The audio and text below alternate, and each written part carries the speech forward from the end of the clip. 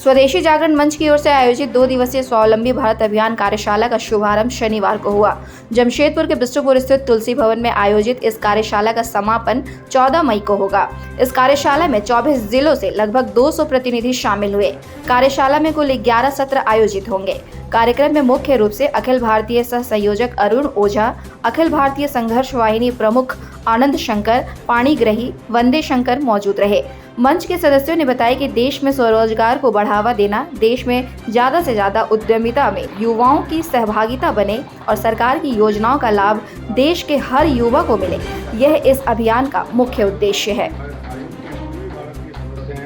इनका भी स्वागत है हमारे मंच पर। ये भी हमारे अभिभावक हैं। डे टू डे इनसे हम लोगों को मार्गदर्शन मिलता रहता है।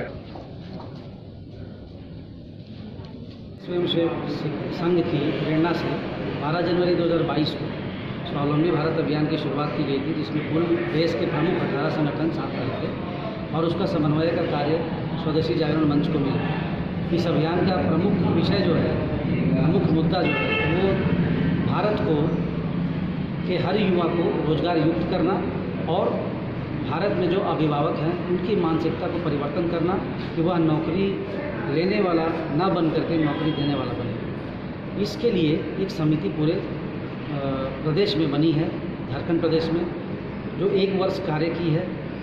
रोजगार सृजन केंद्र हर जिले में 24 जिलों में खुल चुका है। अब उस केंद्र में क्या होना है, हम आगे कैसे बढ़ेंगे इस अभियान को लेकर के, उसके लिए 2 दिवसीय कार्यशाला है।